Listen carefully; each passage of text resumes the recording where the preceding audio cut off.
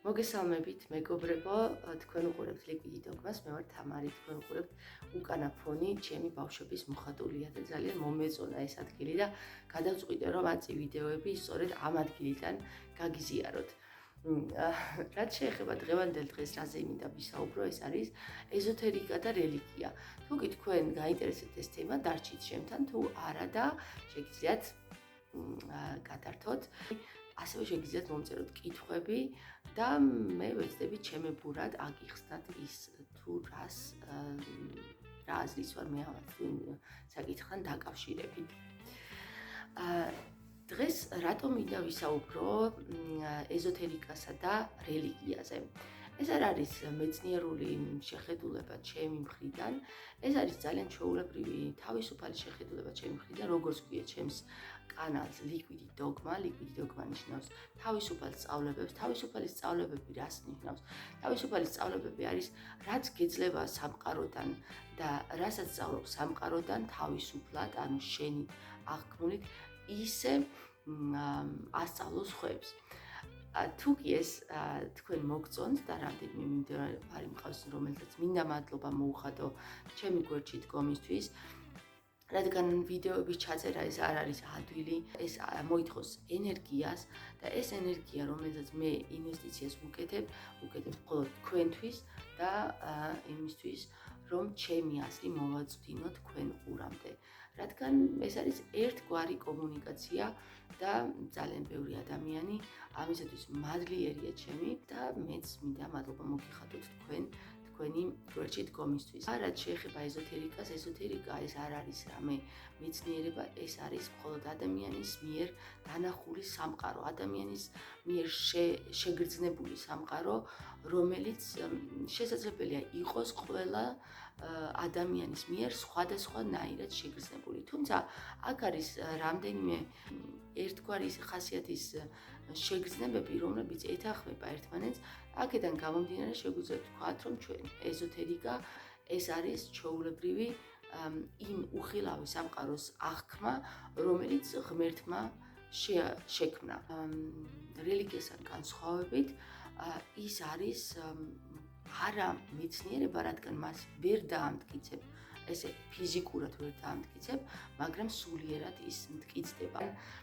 ანუ ეზოთერიკა და რწმენა, მოდი ესე ვთქვათ, ერთმანეთისგან ნამდვილად არ განსხვავდება, თუმცა რელიგია და რწმენა ერთმანეთისგან განსხვავდება, რადგან რელიგია აწესებს დოგმებს, რწმენა კი არის სრულიად თავისუფალი.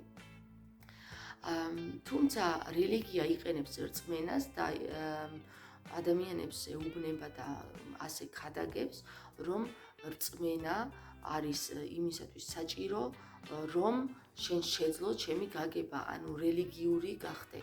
სისხლისა და ხორცის ზიარება, ხომ ჩვენ ხომ ეს არ ვიცით ნამდვილად არის ასე თუ არა, მაგრამ ჩვენ უნდა ვიწამოთ, ხომ? ანუ ჩვენ ვწამს ის, რომ უფალმა იესო ქრისტემ რაც თქვა, ეს არის სიმართლე და ჩვენ ვწამს იმის, რომ ასეა მართლა, ხომ?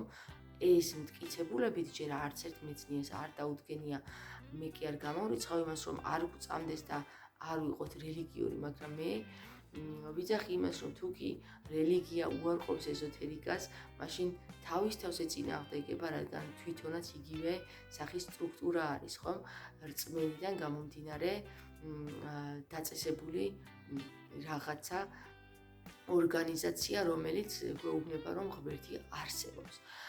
ასევე ჩემ მაგალითზე შემიძლია გითხრათ, რომ ეზოთერიკაც და რელიგიაც უბრალოდ ეზოთერიკა და რწმენა ჩემთვის ერთი და იგივე, რადგან მე ვიწამე არა იმის გამო, რომ რელიგიამ მითხრა მე, ვიღაცა მღვდელმა მითხრა მე, თუ ჩემმა ძმამ მითხრა, თუ ვიღაცამ მითხრა, რომ ღმერთი არსებობს და უნდა იწამო, არამედ მე ეს ჩემი ბუნებიდან გამომდინარე, რადგან ვიწამე ღმერთი, მე თავად ვიხილე და ვიხილე რა მწერიანი კაცი კი არა, ვიხილე არსებაში ვიხილე ღმერთი, რომ მართლა არსებობს, ის არსებობს თავისი არსებით, ის არის გონი, რომელიც მე შემეხო, რომელსაც მივმართე და მე შემეხო, ასევე ვიწამე ეზოთერიკა, რომელიც მე შემეხო, ხომ?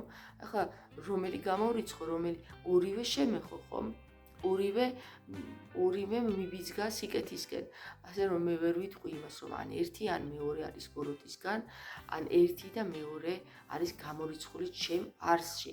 ასევე როგორც ჩემი მამაო თურმე იძახის, რომ მე ეზოთერიკაში ვარ გადავარდნილი, მაშინ მე რწმენაშიც გადავარდნილი ყოფილვარ, რადგან თუ ან ერთში ან მეორეში გადავარდი, ისე რომ არ მიხილავს, არ შევხებივარ ფიზიკურად, არ შევხებივარ და მხოლოდ წმენის დონეზე ვიწამე ეზოთერიკაც და ღმერთიც, უპირველესად ღმერთი, რა თქმა უნდა, და შემდეგ ეზოთერიკა და შემდეგ მივედი მე ეკლესიაში ამ რწმენით, რომ იქნებ ეკლესიაში მენახა ის რწმენა, რაც მე ვიხილე ჩემში და რაც მე აღმოვაჩინე, მაგრამ სამწუხაროდ უნდა გითხრათ, რომ იმედი გამიცრუდა მე ეკლესიაში სიარულის შემდეგ, მე რაც ვიხილე ეკლესიაში. ერთ მაგალითს მოგიყვანთ უბრალოდ, როდესაც ჩემი გული გაჭირებულ ხალხს, გაჭირებულ ბავშვებს ცდილობს, რომ რაღაცნაირად დაეხმაროს, ეკლესია მონასტერში მე მივდივარ, ხედავ იქ ამ ენერგიის არასწორად გადანაწილებას, თუნდაც ეკლესიის მშენებლობის დროს, როდესაც ერთ-ერთი მღვდელი გადაწყვიტავს, რომ კლდე, რომელიც ღმერთის შექმნილია, ხო, მოანგრიოს, დაანგრიოს იმისათვის, რომ იქ მონასტერი ააშენოს, ეს ჩემთვის მიუღებელია და ეს დარწმუნებული ვარ ქრისტესთვის, იესო ქრისტესთვისაც მიუღებელი იქნებოდა, რომ 10,000-ობით თანხა ჩააბანდოს იმაში, რომ კლდე, რომელიც უფლის გაკეთებულია, მოანგრიოს, მოიყვანოს დიდი ტრაქტორი თუ რაც არის, დაანგრიოს ის კლდე და იქ მაინც იქ ააშენოს მონასტერი. მე ვფიქრობ, რომ ეს არის ძალიან ცდარი, აი მართლა გეუბნებით, ცდარია. მე იმ თანხას, როგორც ქრისტიანი მოახმარდი გაჭირებულებს, ვიპოვიდი ადგილს, სადაც არ არის ეს კლდე, ეს ღვთისგან დალოცვილი კლდე მოსანგრევი და ავაშენებდი იქ ძალიან ადვილად ამ მონასტერს, საერთოდ მონასტრებს მშენებლობა არ უნდა მონასტერში ცხოვრების წესი ეს არის, რომ ბერი უნდა ცხოვრობდეს ქოხში. ისიც არ უნდა სჭირდებოდეს. აი ეს არის ნამდვილი რწმენა. მაინტერესებს თქვენი აზრი, რას ფიქრობთ ჩემ მოსაზრებთან დაკავშირებით, იმიტომ რომ უფალი იესო ქრისტე ერში უფრო პოულობდა ნუგეშს ვიდრე სინაგოგებში. იმ კაცნობიერებულ მამებში, რომლებმაც აცვეს იესო ქრისტე ჯვარს. ახლა კი გემშვიდობებით, მომავალ შეხვედრამდე.